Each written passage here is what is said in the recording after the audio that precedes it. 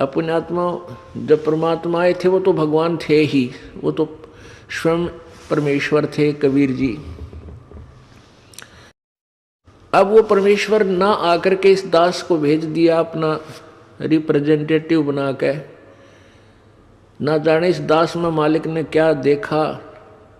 यदि हम अपने अवगुणों को देखते हैं तो हमें, हमारे अंदर ऐसी कोई योग्यता नहीं थी कि ऐसे निर्मल भगवान की और ऐसे निर्मल ज्ञान की हम चर्चा कर सकें और जनता को बता सकें। लेकिन परमात्मा समर्थ है, वो जो चाहे सो कर सकते हैं।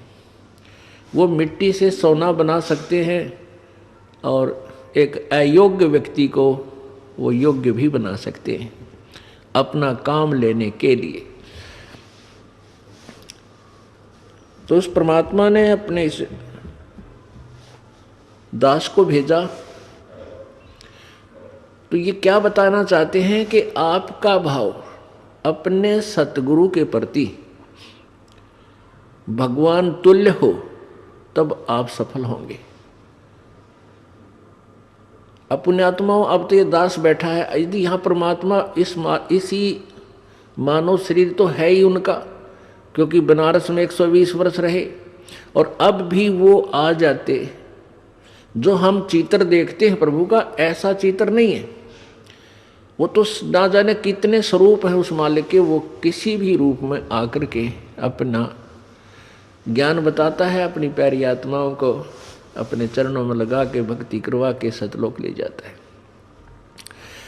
अब आज हम भगवान की तलाश कर रहे हैं और परमात्मा क्या अनमोल वस्तु है, क्या अनमोल है, कितना उसके अंदर गुण है। यदि आज हमें वो मिल जाए, आपके सामने आ जाए, तो आपकी क्या स्थिति होगी। एक बार सोचना, जो भक्त आत्माएं हैं गहराई से सोचे।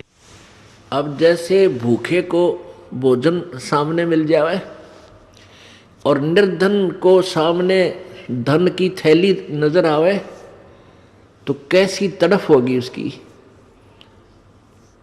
प्यासे को पानी मिल जावे तो कैसी श्रद्धा करेगा, टूट कर पड़ेगा उसके ऊपर। धन है तो ठाकर सीने का न्यू देख कर भाग लेगा, छुपा दूं कि तो इसने कोई देख ना ले।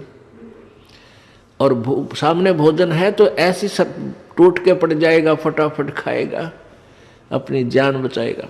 ऐसे ही हमें जब परमात्मा आज मिल जाए, आपके सामने आ जाए, क्योंकि हम उसी की तलाश में तो भटक रहे हैं, तो आपकी कैसी श्रद्धा होगी ये आप अपने अपने स्तर से सोच सकते हैं।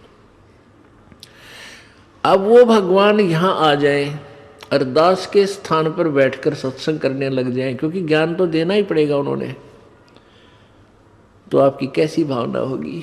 आंखों में आंसू हो, हृदय में प्यार हो, और कोई भी अवगुण हम भगवान में देख नहीं सकते, क्योंकि भगवान में अवगुण होता ही नहीं। तो यहाँ हम इसी दृष्टिकोण से परमात्मा के भेजे हुए इस दास को आपने ऐसे ही देखना है, ऐसे विचार रखने, ताकि आपकी आत्मा परमात्मा पाने योग्य बनी रहेगी, उसमें मैल नहीं आवेगा।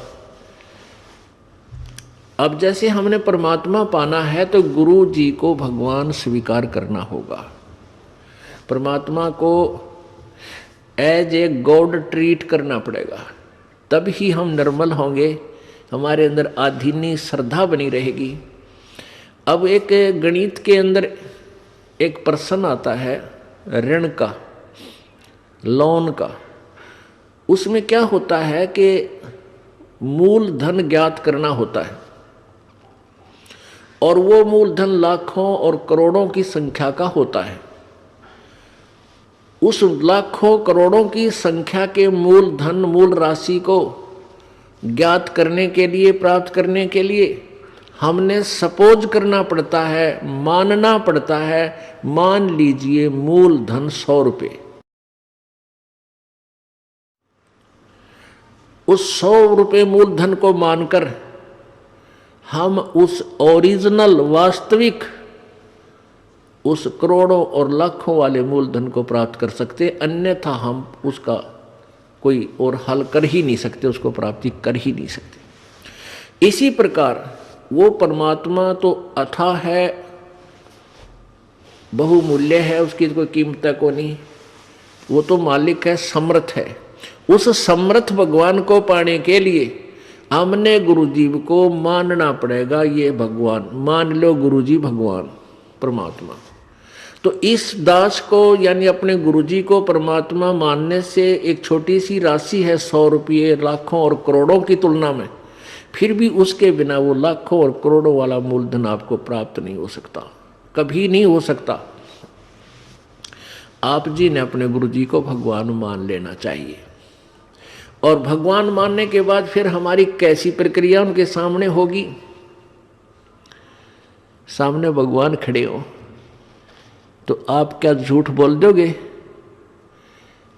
आप क्या जैसे कोई मर्यादा तोड़ के आया हुआ है, भाई शराब पी ली आदि था, बीड़ी पी गया या कोई और आन उपासना कर ली, किसी भी कारण से नाम खंडित किया है, यानी भक्ति मार्ग से भ्रष्ट हुआ है, और फिर यहाँ आता है। एक दो भक्त देखे हैं, जर्दा खाते हैं, तम्बाकू खाते हैं, बीड़ी भी पीते हैं, और यानी मर्यादा को भंग भी करते हैं और आश्रम में आते रहते। तो उनको ये सोचना चाहिए कि आप कहाँ जा रहे हो? गुरुजी भगवान के पास जा रहे हैं। और परमात्मा अंतर्यामी होता है, सारी देख लेता अंदर से। ऐसे आपके मन में ये भावना होनी चाहिए।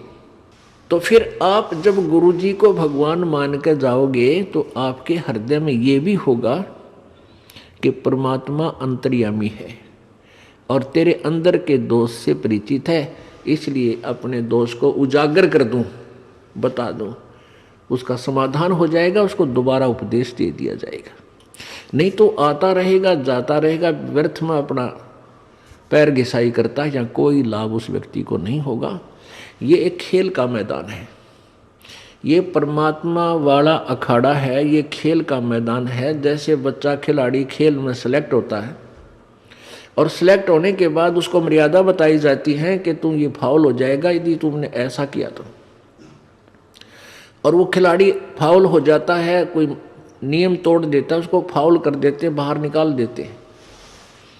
इसी प्रकार आप जो मर्यादा भंग कर दोगे, आप फाउल होगे तो आप वार कर दिए। और परमात्मा का ऑटोमेटिक संकेत है, वो ऑटोमेटिकली यानी स्वतः आप परमात्मा के मार्ग से दूर हो जाओगे, फिर आपको कोई लाभ नहीं होना।